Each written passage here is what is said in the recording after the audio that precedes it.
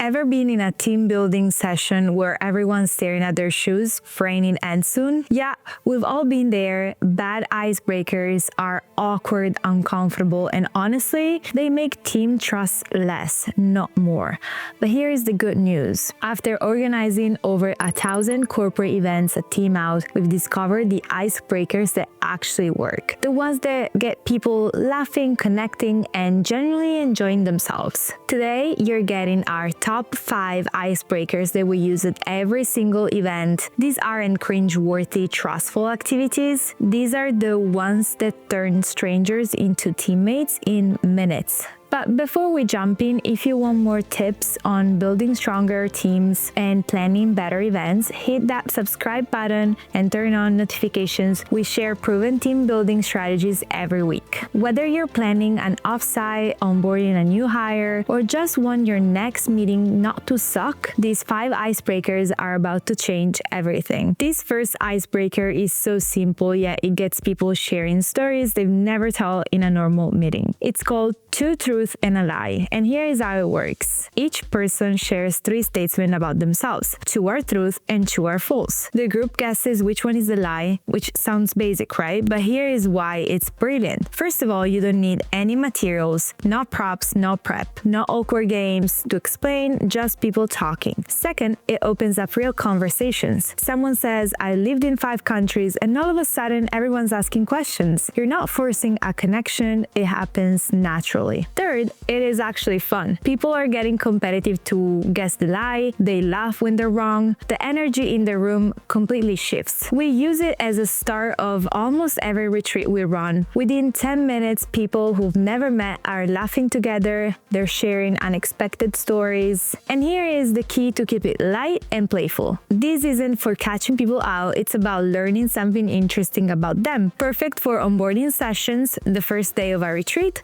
or any meeting where people don't know each other very well. It turns strangers into teammates in about 15 minutes. This next one gets even the quietest person in the room talking to everyone, and it is called Human Bingo. It's perfect for breaking up the ice, and here's how it works. You create a bingo card with prompts like has lived abroad, or speaks more than 5 languages, or has met a celebrity. Everyone walks around in the room finding people who match those boxes, and when they found someone, they write down their name. The first person to fill the row or the whole card wins. Here's why this one's a game changer. First, it gets people moving. No one's sitting awkwardly in their chair. They're up, walking around, actively engaging. Second, it forces people from cross departments to mingle. Your marketing team has to go talk to the engineering. Remote workers meet their office crew. It breaks down those invisible walls. Third, you discover the most random things about your coworkers, like, wait, Sarah climbed Mount Kilimanjaro? These become conversation starters for months. Pro tip, add a few funny prompts like has a weird hidden talent or once hate something they regret. Those always lead to the best stories. This works best with groups of 15 or more. We use it at the start of large companies offsites or all-hands meetings. It's the fun, perfect mix of purposeful and networking. People aren't just chatting, they're on a mission. This one goes deeper than the others, and it's where real emotional connection happens. It's show and tell, but not the kindergarten version. And here's how it works. Ask each person to bring or show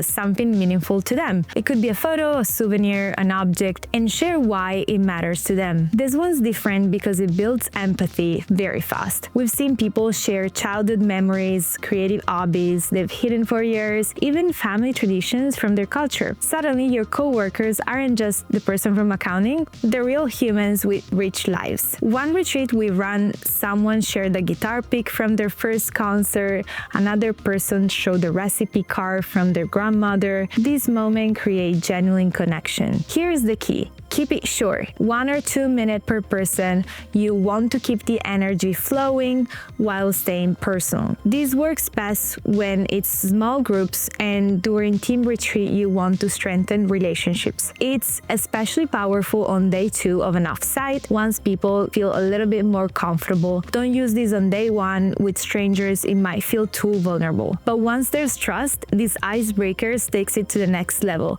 It helps people see their colleagues as as more than just co-workers, and that's when real teamwork begins. This one reveals how people think under pressure, and it always leads to hilarious debates. It's the desert island scenario, and here is the question. If you were stranded on a desert island and could only bring 3 things, what would they be and why? You can do this verbally or write answers on sticky notes and put them on a whiteboard. Here's why this one's so good. First, it's imaginative. People get very creative. Some go super practical, like a knife, water filter, and a satellite phone, while others get totally wild. My dog, a pizza oven, and a hammock. Second, it reveals personality. You learn who is the problem solver, who's the dreamer, and who's the comedian. It's like a personality test disguised as a game. Third, it sparks genuine laughter when someone says, "I'd bring my phone charger," and then everyone's like, "There's no electricity on a desert island." These are the moments that break down walls. Pro tip, turn it into a team challenge. Put people in groups and ask them to agree on 3 shared items. Now you've got collaboration, friendly debate happening naturally. This works great mid-meeting, during a break, or at a retreat where you want to lighten the mood but still keep people engaged. It's quick, it's fun, and it gives you a window into your team and how they think. This last one is perfect for when you need everyone connect fast, especially the introverts. It's called speed networking, and it is exactly what it sounds like. Here's how it works. Pair up participants for short 2 to 3 minutes one-on-one chats. When time's up, rotate so everyone meets several people and give them prompts like, "What's a skill you want to learn this year?" or "What was your first job?" This keeps conversation flowing, and here's why this is so effective. First, it is fast and energizing. No one gets bored because you're constantly meeting someone new. The energy stays high the entire time. Second, everyone gets a chance to connect, not just the extroverts, and in a big group setting, quiet people often get overlooked, but in these one-on-one conversations, they shine. Third, it creates bonds quickly. We've seen people exchange contact information, set up coffee chats, and even start collaborating on new projects, all from a 3-minute conversation. You can even do this virtually or in breakout rooms. It works just as well on Zoom as it does in person. Pro tip, use a timer and keep it structured. When you have clear time limits, the energy stays high and no one gets left out. This is perfect for kicks off, onboarding days, or company offsites where you want everyone to interact. It's one of the best ways to build connections at scale. So there you have it, 5 icebreakers that actually work and won't make your team cringe. 2 truths and a lie for a quick natural storytelling, human bingo to get people moving and mingling, show and tell for deeper emotional connection,